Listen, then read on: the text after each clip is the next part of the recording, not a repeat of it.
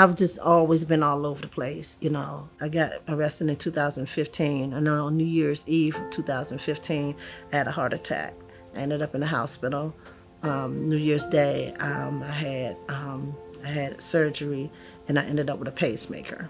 So all the using and everything was damaging my heart.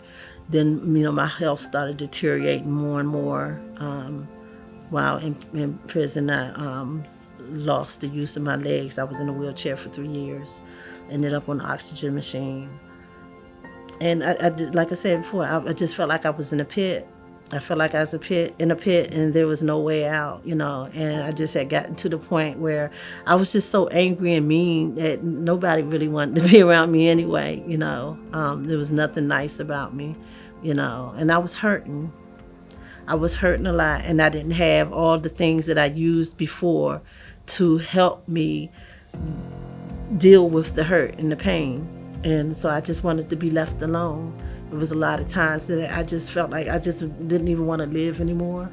I felt like that a lot of times, and it was just like one thing after another. And so when I was at my lowest, when I was really at my lowest and I had nowhere else to turn and nobody else to turn, when all chips were down, then all of a sudden there was that pamphlet that day. Inside of it was a little card that you can tear out. You can fill it out and mail it in, and which I did do that, not really expecting anything. I didn't really know what to expect. I just did. I probably just wanted some mail at the time.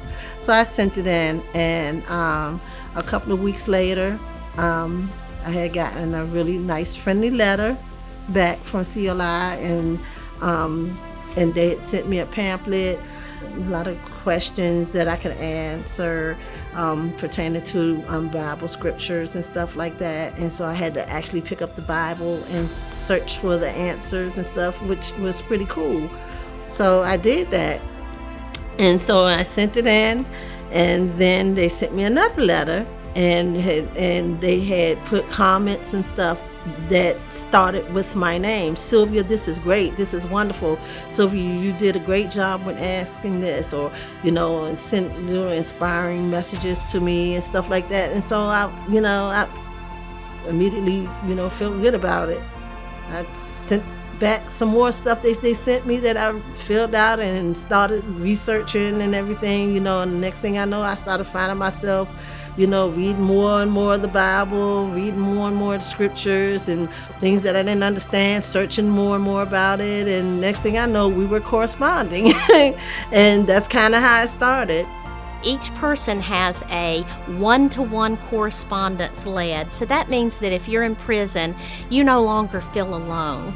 In this Bible study, you get encouragement. You get one-to-one correspondence back, knowing that you have people praying for you, people who are interested in your discipleship and where you're headed. At the heart of it and desire of the ministry is to come alongside of churches and pastors to help them fulfill in a very concentrated way. While churches are focused on so many different areas of ministry, CLI can help to partner alongside of them in this concentrated way of evangelism through distributing Bibles and books and Christian Bible studies into the prisons and seeing the inmates be discipled in a walk with God.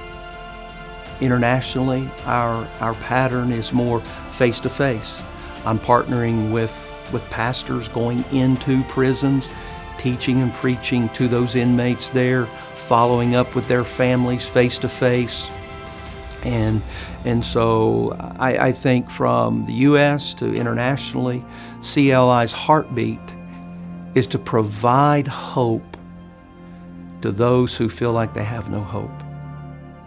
I have come a very long way, and the things that God has shown me over this last few years and has provided for me in my life, and just, it's I can't even really put it into words.